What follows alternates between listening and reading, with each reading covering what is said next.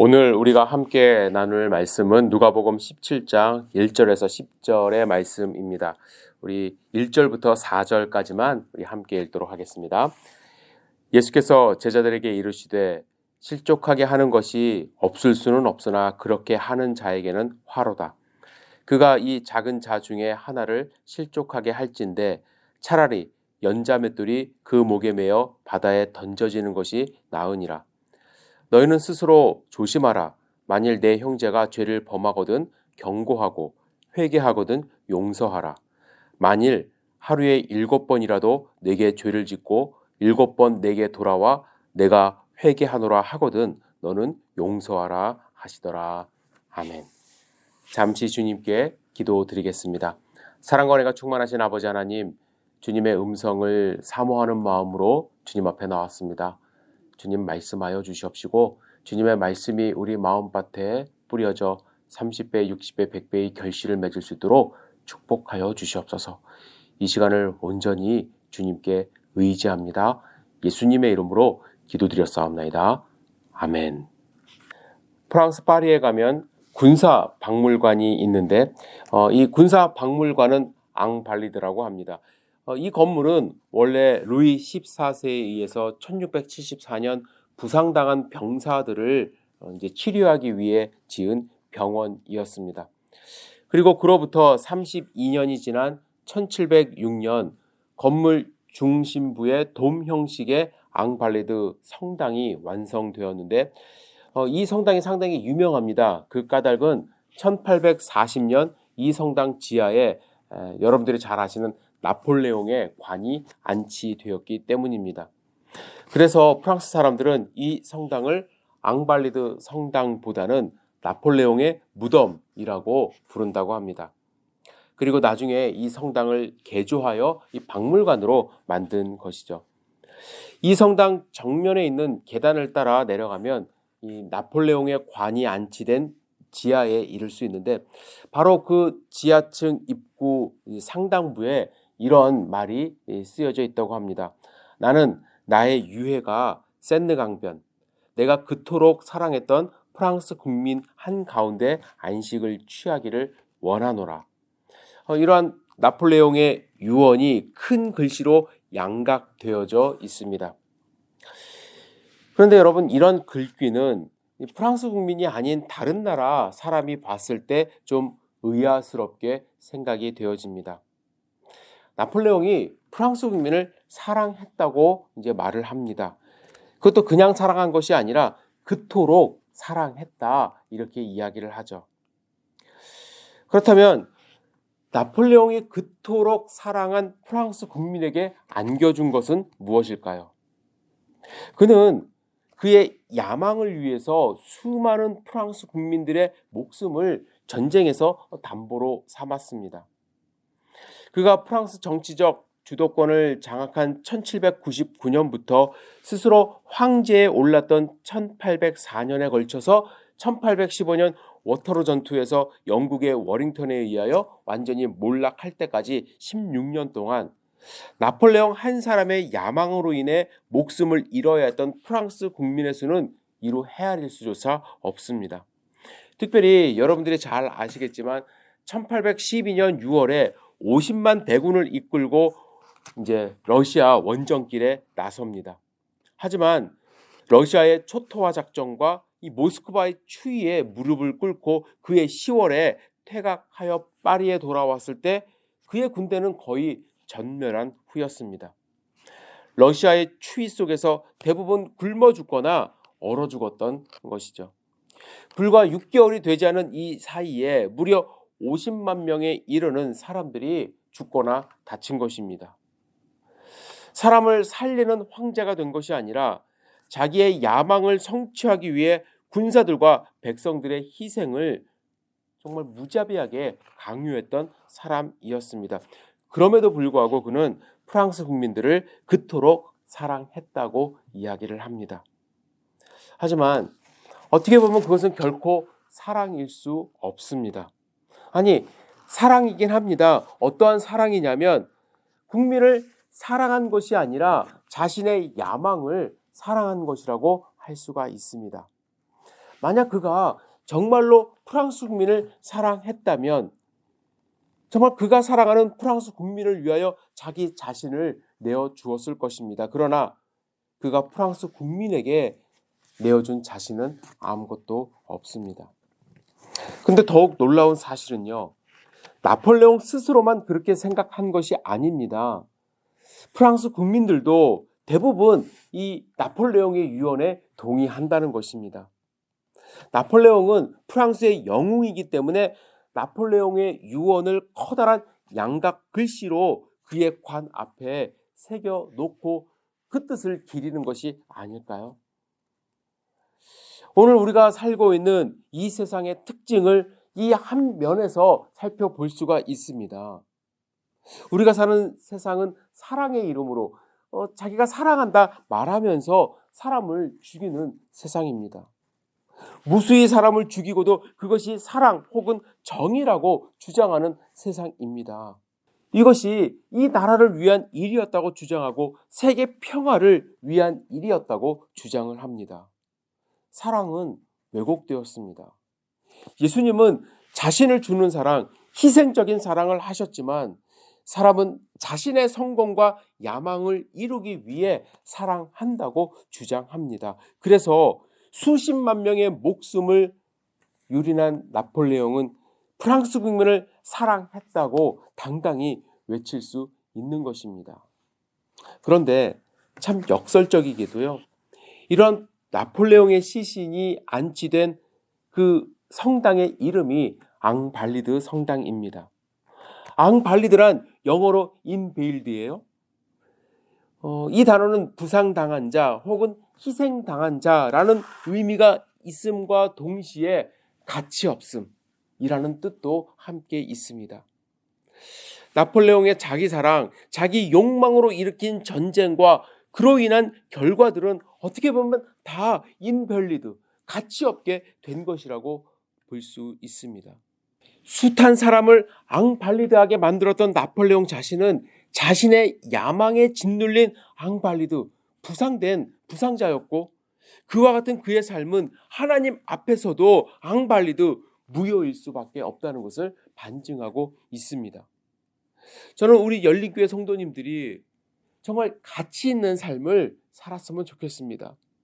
비록 우리는 나폴레옹처럼 황제가 되지 못해도 세상의 기준으로는 어마어마한 부자의 삶을 살지 못해도 나폴레옹보다 저는 훨씬 더 가치 있는 삶을 살 수 있다고 생각하는데 그것은 바로 나를 지으신 우리를 창조하신 하나님 보시기에 가치 있는 인생을 살면 됩니다. 나를 창조하신 하나님이 우리를 밸리드한 삶으로 인정해 주시면 그것이 바로 가치 있는 삶이라고 저는 확신합니다.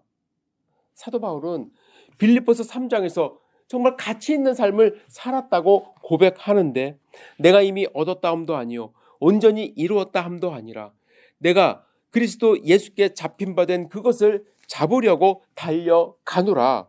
형제들아, 나는 아직 내가 잡은 줄로 여기지 아니하고 오직 한 일, 즉 뒤에 있는 것은 잊어버리고 앞에 있는 것을 잡으려고 표대를 향하여 그리스도 예수 안에서 하나님이 위에서 부르신 부름의 상을 위하여 달려가노라. 바울은 세상에서 얻은 모든 것을 배설물로 여긴다고 이미 고백했습니다. 가말리엘의 제자로서 쌓은 명성, 로마 시민권, 유대교 지도자, 이 모든 것은 앵벨리드, 무효라고 선언했고 그는 하나님이 위에서 부르신 부름의 상만이 벨리드, 유효하다는 확신으로 살아간 것입니다. 여러분, 천지를 창조하시고 우리의 아버지 되시는 하나님이 우리를 불러주시는 그 삶, 하나님이 불러주시는 그 부름의 상, 그거보다 더 가치 있는 삶이 있을까요? 반대로 다른 수많은 사람까지 희생시키며 살았지만 이 세상에 남은 것 하나 없이 앵벨리드한 삶을 살고 하나님의 부르심도 받지 못하는 삶처럼 허무한 삶이 또 있을까요? 저는 우리 성도님들이 허무하게 끝나는 이 세상적인 관점이 아니라 영원한 면류관을 받는 하나님의 관점으로 승리하는 삶을 살기를 주님의 이름으로 축복합니다. 그러기 위해서는 하나님께 인정받는 삶을 살아야 하는데, 예수님은 오늘 본문 속에서 하나님의 인정을 받을 수 있는 몇 가지 방법을 우리에게 말씀하십니다. 첫 번째, 어린 아이도 실족하게 하지 말라 하십니다. 1, 2절을 함께 읽겠습니다. 예수께서 제자들에게 이르시되 실족하게 하는 것이 없을 수는 없으나 그렇게 하는 자에게는 화로다. 그가 이 작은 자 중에 하나를 실족하게 할진대 차라리 연자맷돌이 그 목에 매어 바다에 던져지는 것이 나으리라. 여러분, 실족하게 한다는 것은 헬라어로 스칸달리조라는 단어입니다. 스캔들의 어원이라고 할 수가 있습니다. 죄의 올무에 걸려 신앙을 버린다는 뜻을 갖고 있습니다. 그런데 예수님께서 실족하게 하는 자에게는 화가 있다고 하시면서 작은 자 중에 하나를 실족하게 할진대 차라리 연자맷돌이 그 목에 매어 바다에 던져지는 것이 낫다고 말씀합니다. 일반적으로 맷돌은 40에서 약 60cm 정도, 가정에서 쓰는 것은 그런데 여기서 말하는 연자맷돌은 훨씬 큽니다. 120에서 150cm 정도 되고요. 무게도 1톤이나 되었기 때문에 사람이 못 돌리고 짐승이 돌렸습니다.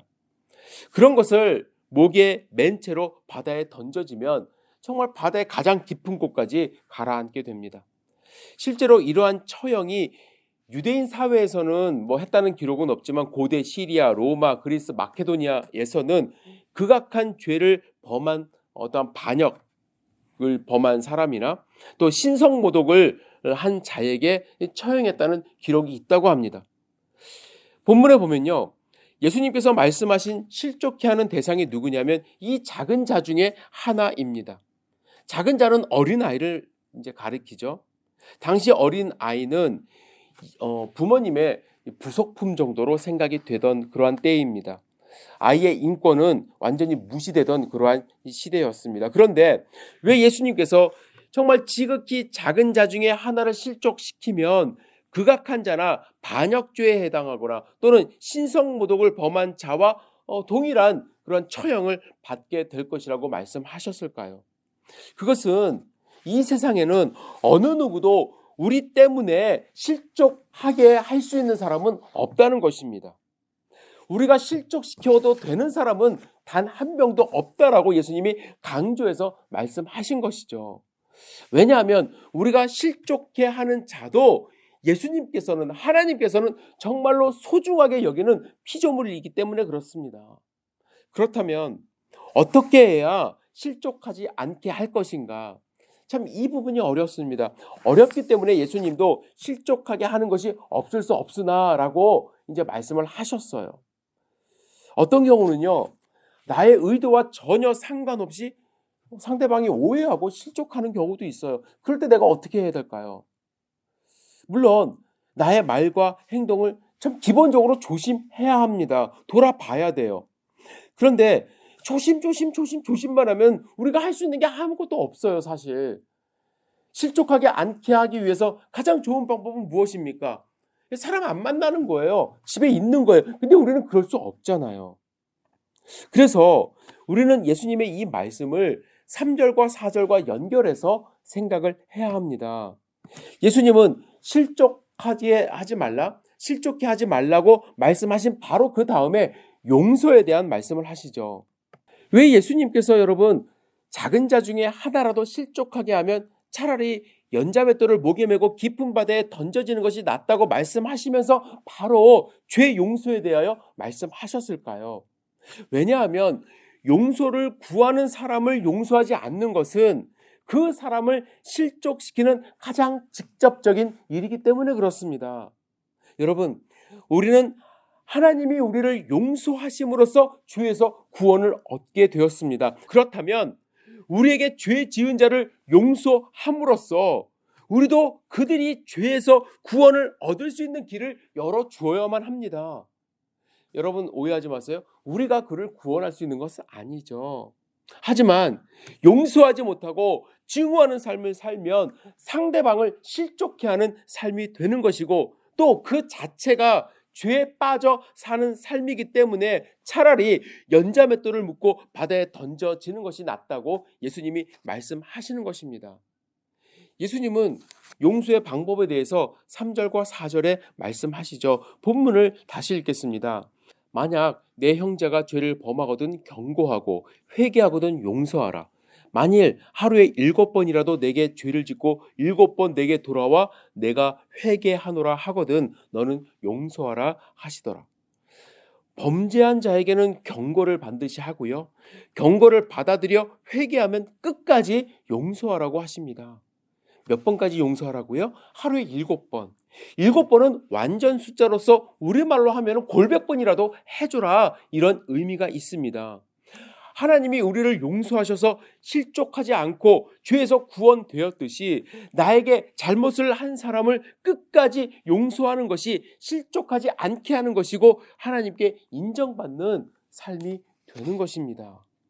두 번째로 하나님께 가치를 인정받는 삶은 믿음을 가진 삶입니다. 당연하죠. 믿음이 있는 삶이에요. 5절에 보면 사도들이 예수님께 우리에게 믿음을 더하소서 이렇게 부탁을 합니다. 이때 예수님은 6절의 말씀으로 답하시죠. 겨자씨 한 알만한 믿음이 있다면 이 뽕나무더러 뿌리가 뽑혀 바다에 심기리라 하였을 것이요 그것이 너희에게 순종하였으리라.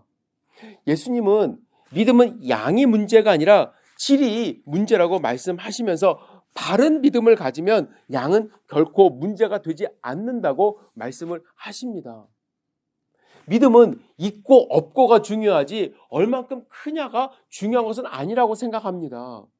그렇다면 예수님이 말씀하신 겨자씨 한 알만한 믿음이 무엇을 의미할까? 첫 번째는 믿음의 단순성을 의미합니다. 믿음은 단순해야 돼요. 작지만 단순해야 돼요. 맥스 루카이도 목사님의 책에 나온 예화를 함께 나누고 싶습니다. 한 목사님이 배를 타고 바다 건너편에 교회를 방문하러 가고 있었습니다. 가는 도중 배가 어느 섬에 하루 동안 정박하게 되었는데 목사님은 배에서 내려서 해변을 따라 산책하다가 마침 그물을 수선하고 있는 3명의 어부들을 만나게 되었습니다. 그런데 이들은 모두 신자였어요. 이런 낯선 곳에서 신자를 만난 것이 반갑기도 했지만 동시에 마음속에 의문이 생겼습니다. 과연 이분들이 주기도문을 알까? 사실 어부들은 주기도문을 들어본 적이 없습니다. 그래서 목사님이 묻습니다. 아니 그러면 기도할 때 어떻게 합니까? 어부들은 대답합니다. 우리는 3사람, 당신도 3분, 우리에게 자비를 베푸소서.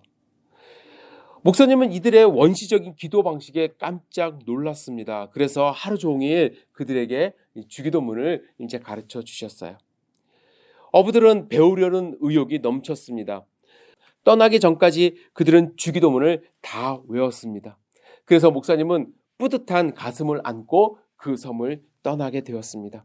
그리고 얼마 후 돌아오는 길에 그가 탔던 배가 다시 그 섬에 들르게 되었습니다.